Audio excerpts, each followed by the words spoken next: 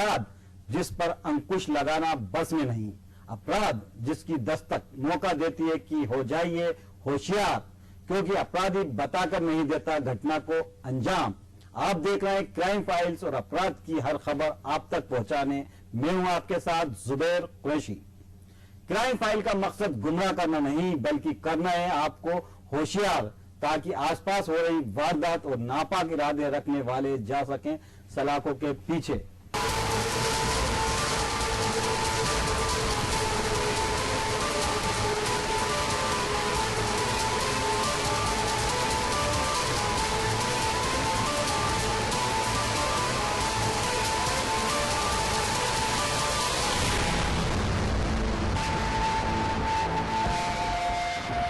राजधानी भोपाल में हत्या की वारदात को अंजाम देना एक आम इंसान के लिए बहुत ही आसान खेल हो गया है, और अगर इन वारदातों को अंजाम देने वाला कोई अपना ही निकले तो इससे ज्यादा शर्म की बात और क्या होगी।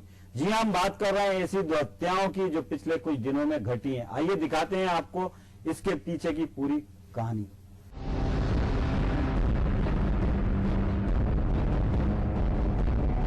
दिन दहाड़े एक बुजुर्ग चाचा की हत्या कर दी जाती है। हत्या कोई बाहर का नहीं बल्कि उसके सगे भतीजे ही करते हैं। भोपाल के जहांगीराबाद थाना क्षेत्र स्थित बैंक कॉलोनी में प्रॉपर्टी को लेकर कई सालों से पारिवारिक विवाद चल रहा था। मामला कुछ यूं हुआ, अपराधी नस्ल के भाइयों का अपने अपाहिज सगे चाचा से जमीनी टुकड़े को लेकर विवाद चल रहा था। इसका निर्णय 5 तारीख को न्यायालय के समक्ष होने वाला था। चाचा जॉर्ज जूट ने विवादित मकान में सामान जमा रहे थे, तभी अचानक अपराधी भतीजों ने चाचा को धारदार औजारों से गोद डाला। कमजोर चाचा की चीखें सुनी भी तो एक अपाहिज महिला ने जो उसे बचाने में अक्षम थी। फिर क्या, कातिल भतीजों ने बड़ी ही बेरहमी से चाचा को मौत की नींद सुला दिया और मौके से फुर्र हो गए। लिहाजा मामले की भनक लगते ही थाना जहांगीराबाद टीआई वीरेंद्र सिंह चौहान व सीएसपी खान मौके पर पहुंचे। बता दें कि पुलिस ने बहुत ही कम समय में आरोपियों को गिरफ्तार कर लिया है और आरोपियों से पूछताछ कर रही है। उनका आपस में जो है प्रॉपर्टी को लेकर विवाद चल रहा था। अभी जिस जगह हत्या हुई है इसी जगह का कोर्ट में केस भी पेंडिंग है, विचाराधीन है। जो इसी प्रॉपर्टी डिस्प्यूट को लेकर इनके द्वारा जो है उसके साथ जो है घटना घटित की गई है और धारदार हथियार से इनके पर प्राणघातक हमला किया गया, जिसके फलस्वरूप उनकी मृत्यु हो गई। इसमें 4 आरोपी अभी तक जो बताया गया है, जो चक्षु साक्षी बता रहे हैं उसके अकॉर्डिंग 4 आरोपी। दूसरी घटना भी भोपाल के अशोका गार्डन इलाके की है, जहां पर फैक्ट्री में काम करने वाले एक गार्ड की चोरों ने हत्या कर दी। चोरी की नियत से हत्या की पुष्टि हम नहीं बल्कि भोपाल पुलिस के अधिकारी कर रहे हैं। दरअसल अधिकारियों का कहना है कि अशोका गार्डन थाने के गोविंदपुरा इंडस्ट्रियल की एक फैक्ट्री में नमक की पैकिंग फैक्ट्री है, वहां से सूचना मिली थी कि फैक्ट्री में काम करने वाले गार्ड प्रताप सिंह लोधी का मर्डर हो गया। उसके बाद पुलिस ने मौके पर पहुंचकर जांच पड़ताल की तो पता चला कि चोरी की नियत से प्रताप की हत्या की गई। फैक्ट्री मालिक के केबिन में रखे 35,000 रुपए भी चोरी हुए हैं। हालांकि सूत्रों की माने तो पूरी घटना सीसीटीवी में कैद है और मामले की जांच पड़ताल की जा रही है। सूचना मिली थी कि गोविंदपुरा इंडस्ट्रियल टाउनशिप जो थाना अशोका गार्डन में आती है, उसमें एक विष्णुदत्त गुप्ता जी की फैक्ट्री है जो उन्होंने किराए से दी हुई है और उसको सागर टेंडवानी चलाता है, जो इसमें नमक की पैकेजिंग करने का कार्य करते हैं। उनके आंगन में फैक्ट्री में एक उनका चौकीदार था जो 2 दिन पहले वहाँ पर कार्य करने के लिए आया हुआ था, प्रताप सिंह लोधी। उसकी हत्या कर दी गई है। इसमें सभी पहलुओं पर जाँच की जा रही है और इसमें धारा 302 आईपीसी के अंतर्गत थाना अशोका गार्डन में प्रकरण पंजीबद्ध किया गया है और अज्ञात आरोपियों की तलाश की जा रही है। आज के जमाने में भी लोग अंधविश्वास से घिरे हुए हैं और इसी अंधविश्वास का नतीजा ये है कि किसी को भी इसका शिकार होना पड़ रहा है। जहां अंधविश्वास की चपेट में आकर इंसान किसी बेगुनाह की मौत के लिए उतारू हो रहा है। आइए दिखाते हैं आपको एक ऐसी दर्दनाक घटना जिसको देखकर और सुनकर आपके रोंगटे खड़े हो जाएंगे।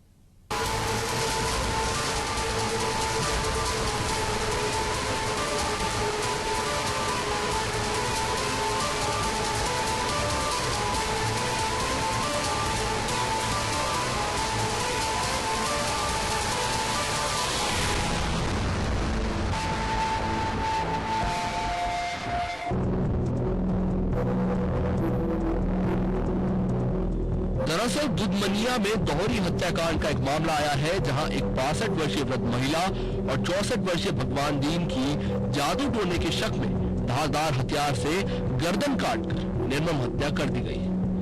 2 अलग अलग जगह लाशें मिली हैं। पंचायत भवन के पास मृतक भगवान दीन सिंह का शव पड़ा हुआ मिला है, तो मृतका बेसनी बाई की लाश भांजे पप्पू सिंह के घर पर मिली है। मृतका का सिर गर्दन से अलग पाया गया। परिजन और ग्रामीणों ने बताया कि मृतका बेसहनी बाई शौचालय के लिए जंगल की तरफ गई थी, जिसकी हत्या कर दी गई। तभी किसी बच्चे द्वारा जानकारी दिए जाने पर उसका पति भगवान दीन एवं भांजा पप्पू सिंह बिना सिर के लाश को घर ले आए, और तभी भगवान दीन अपने दूसरे घर पंचायत भवन के पास गया तो उसका भी धारदार हथियार बांका से मारकर हत्या कर दी गई। पुलिस द्वारा तहकीकात करते हुए डॉग स्क्वाड की मदद से मृतका का सिर ढूंढने में आसानी हुई है। कौन कौन है लोग? ये तो मैं बता पाऊंगा। हमारे जानती का जैसे प्राथमिक है, उनके द्वारा बताया गया है कि यहाँ से घटना हुआ है।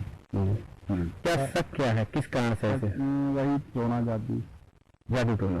तो उनकी उम्र क्या है जो खत्म हुआ? ये पेंशन भाई रहे दोनों 65 साल छूट लगी। दोनों का हत्या लगा है, क्रूरतम हत्या की गई है, और इसमें नाम आ रहा है जिसको विवेचना में हम लोग कुछ यहाँ बात ग्रामीण कह रहे हैं जादू टोना का शक वगैरह है सब। हाँ, हो सकता है, ग्रामीण एरिया है, ट्राइबल क्षेत्र है, लोग ऐसा संभावना व्यक्त करते हैं, लेकिन अभी खुली तौर पर ऐसा कोई नहीं बता रहा है।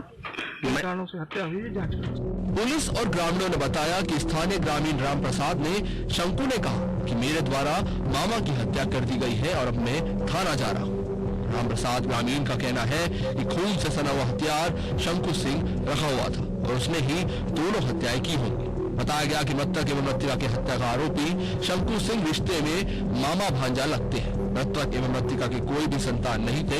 उन्होंने अपने सगे भांजे पप्पू सिंह को गोद लेकर रखा हुआ था। ग्रामीणों का कहना है कि शंकु सिंह के बच्चे आए दिन बीमार रहते थे, जिन्हें वह झाड़ फूक करवाता रहता था, और उसे मृतका व बेसहनी बाई के ऊपर जादू टोना करने का शक था। इसके कारण उसकी और उसके पति की हत्या शंकु सिंह द्वारा शायद कर दी गई। जब पुलिस शंकु सिंह के घर गई तो उसकी पत्नी और बच्चे जांच के दौरान नहीं मिले। अब शंकु सिंह की तलाश में पुलिस जुटी हुई है। आरोपी की जानकारी अभी संभावित तौर पर प्राप्त हुई है, जिस पर हम लोग दोनों हत्या का आरोपी एक ही होते? जी, दोनों की ऐसा संभावना व्यक्त की जा रही है, लोगों द्वारा बताया। कितने लोगों ने की है, लगभग कितने लोग आरोपी होंगे? जांच का विषय है, जांच पर ही स्पष्ट होगा कि कितने लोगों ने किया है। गोली चलाना आज के समय में बच्चों का खेल हो गया है। लुटेरे और हत्यारों के लिए ये इतना आसान हो गया है कि जहां काम न बने तो बंदूक निकालकर लोगों को डराने का काम कर लें। जी हां, ऐसे ही कुछ हमें अशोकनगर में देखने को मिला, जहां लुटेरे युवक पर गोली चलाकर फरार हो गए। देखिए ये रिपोर्ट। आज के जमाने में भी लोग अंधविश्वास से घिरे हुए हैं, और इसी अंधविश्वास का नतीजा ये है कि किसी को भी इसका शिकार होना पड़ रहा है। जहां अंधविश्वास की चपेट में आकर इंसान किसी बेगुनाह की मौत के लिए उतारू हो रहा है। आइए दिखाते हैं आपको एक ऐसी दर्दनाक घटना जिसको देखकर और सुनकर आपके रोंगटे खड़े हो जाएंगे।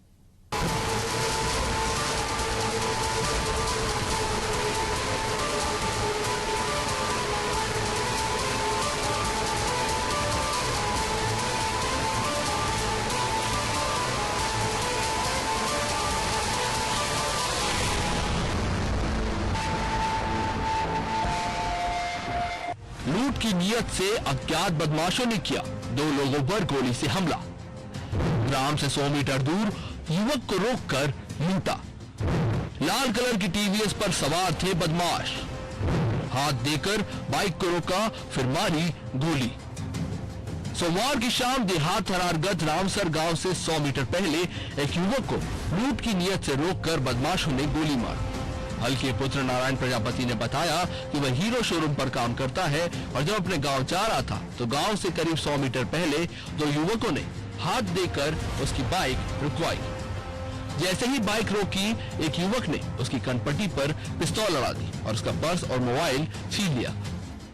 गांव की ओर से आ रहे महेंद्र ने अपनी बाइक रोकी तो बदमाशों ने हवाई फायर करते हुए उसे भी गोली मार दी। शहर से गांव जाने के बीच में रास्ते में कुछ अज्ञात लोगों ने रोक लिया। इसके बाद उन्होंने अपना पिस्तौल लगाया मेरी खोपड़ी पर। मेरे पर्स, मोबाइल, गाड़ी माड़ी सब छीनने की कोशिश में थे। पर्स, मोबाइल, गाड़ी ले गए। पर्स, मोबाइल और गाड़ी की चाबी ले गए। गाड़ी ले जाने वाले थे तो मेरी जो उनसे झुमा झटकी हुई, लड़ाई हुई। उन्होंने हवाई फायर किया। इसके बीच में एक भैया जो साथ में पड़े हैं वो आए, बीच बचाव में उन्होंने उन पर फायर कर दिया। उसने उस पर फायर कर दिया। जैसे फिर वो भागने लगे तो मैं दोबारा उनसे लड़ाई हुई मेरी। फिर वो बीच बचाव में मुझ पे फायर करके उनकी गाड़ी लेके भाग गए। इस दौरान हल्के ने बदमाशों के साथ संघर्ष किया, लेकिन बदमाशों ने उसके पैर में भी गोली मार दी और छीने हुए पर्स और मोबाइल लेकर भाग गए। लूट का शिकार हुए हल्के ने बताया कि बदमाशों के पास टीवीएस स्पोर्ट्स की बाइक थी और नंबर टूटे हुए थे। इसी दौरान शहर से गांव की ओर आ रहे युवक घायलों को देखकर रुक गए और घायलों को इलाज के लिए जिला अस्पताल लेकर पहुंचे और पुलिस को भी सूचना दी। इस घटना के बाद ग्रामीणों में दहशत का माहौल। तो अचानक मैंने वहाँ देखा, 2 लड़के खड़े थे। एक ये मेरे भाई था, उसको पकड़ के रखे थे, कट्टा लगा के रखे थे सिर पे। और जैसे ही मैं पहुंचा, गाड़ी खड़ी की तो उनने तो मेरे में ही फायर कर दिया। तो एक गोली छू के निकल गई, पास में एक गोली आर पार निकल गई। इसके बाद वो तुरंत हालचाल भग गए वो मोटरसाइकिल से। मोटरसाइकिल नंबर देख नहीं पाया क्योंकि वो टूटी प्लेट थी, नंबर देख नहीं रहा था उसको। जब इस बारे में देहात थाना प्रभारी से बात की तो उन्होंने बताया कि घटना स्थल पर पहुंच गए हैं और जांच की जा रही है। फिलहाल पुलिस 3-4 पार्टियों को अलग अलग दिशा में भेज चुकी है। 2 मजरूबा हैं, धर्मेंद्र उर्फ हल्के सन ऑफ नारायण सिंह प्रजापति, ये रावसर के रहने वाले हैं। दूसरा है महेंद्र और बुद्धमल प्रजापति, दोनों रायसर के चचेरे भाई हैं। तो एक इधर से असोनहर तरफ से जा रहे थे अपने गांव के लिए। तो वहाँ क्या बोलते हैं, पहले वाले पहुँच गया था महेंद्र, धर्मेंद्र, तो खड़ा मिले रोड पर 2 लोग खड़े थे। तो उसने देखा कि भाई खड़ा है मेरा चचेरा, तो वो जैसे ही मोटरसाइकिल से उतर कर उनके पास में गया तो उसका कहना ये है कि मेरे कट्टे से फायर कर दिया है। और इसके बाद मैं गिर गया, फिर मैंने फ़ोन कर दिया और दूसरे वाले ने अपने बताया कि मेरे के बोलते मोबाइल और वो लेकर और चले गए। और मैंने गाड़ी रोकने की कोशिश की तो मुझे भी मारा है। चोरों के हौसले इतने बुलंद हो गए हैं कि जहां जाते हैं किसी न किसी वारदात को अंजाम दे ही देते हैं और प्रशासन गहरी नींद सोता रहता है। जी हां, हम बात कर रहे हैं राजधानी भोपाल की, जहां चड्डी बनियान गैंग के सक्रिय होने के बाद अब पुलिस की नींद खुल गई है। पेश है ये रिपोर्ट।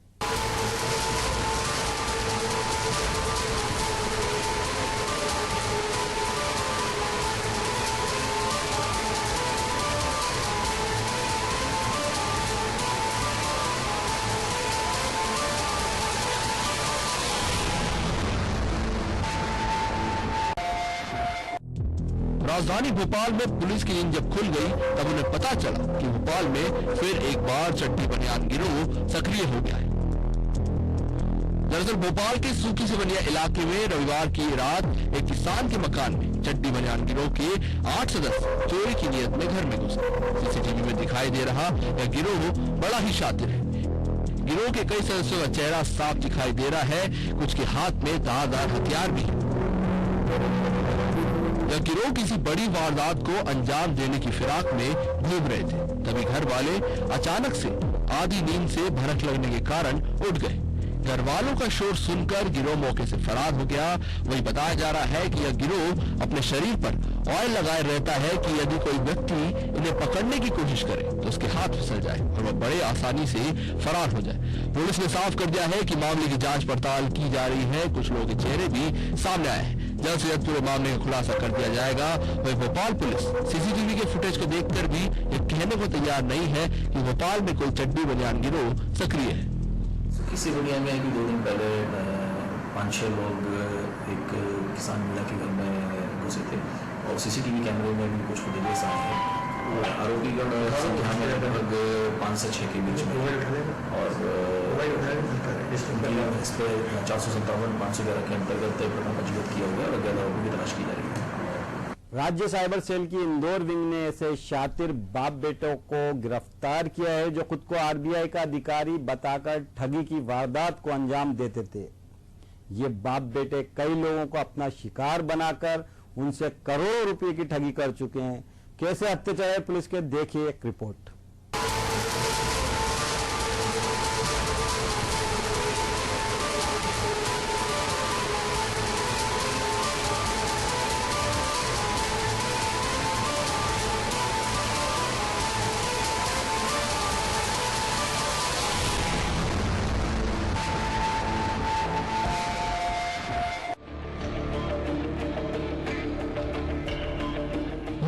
शर्ट और सफेद शर्ट में नजर आ रहे ये दोनों शख्स दरअसल शातिर ठग हैं, जो अब पुलिस की हिरासत में है।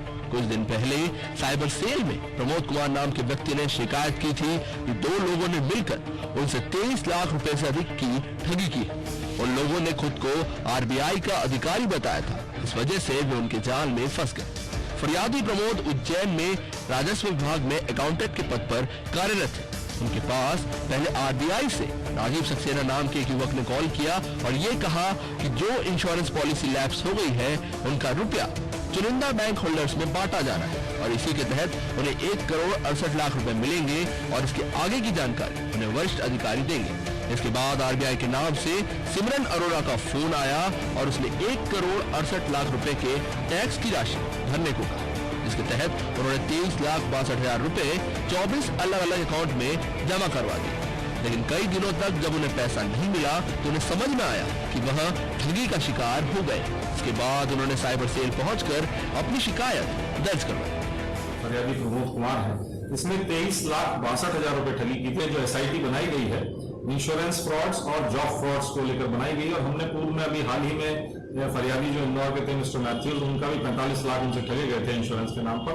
तो जिस तरह से ये कॉल सेंटर दिल्ली, नोएडा, गाजियाबाद में जो संचालित हो रहे हैं, जिनकी जानकारी हमें आरोपीगण बता रहे हैं, तो ये करोड़ों रुपए की ठगी लगातार इस तरह से लोगों को दिल्ली के दरियागंज इलाके से अभिषेक दीवान और हरीश दीवान, इन 2 आरोपियों को गिरफ्तार किया गया है और इनसे अभी प्रारंभिक पूछताछ की जाए। शिकायत के बाद साइबर पुलिस ने दोनों बाप बेटे को दिल्ली से गिरफ्तार किया है। दोनों आरोपी लंबे समय से इसी तरह की वारदातों को अंजाम दे रहे थे। पुलिस के मुताबिक इससे पहले दोनों को हैदराबाद पुलिस ने गिरफ्तार किया था और जिन 24 अकाउंट में बदमाशों ने रुपए जमा करवाए थे, वे सभी फर्जी अकाउंट थे। इसमें सब तरह के अकाउंट हैं, कभी कंपनी बनाकर, कभी फर्जी एड्रेस से खुद का नाम डालकर और कभी ऐसे अकाउंट जो किराए पर उपलब्ध किए जाते हैं जिसमें कट रहता है, यानी जो जिसका अकाउंट है उसको कुछ पैसे मिलते हैं। बिहार झारखंड के भी अकाउंट इसमें उपयोग किए गए, तो सब तरह के अकाउंट इसमें उपयोग किए। तो इस तरह के जो कॉल्स आते हैं, जो आपको लुभावने ऑफर्स देते हैं, कृपया करके उन लुभावने ऑफर्स से बचे।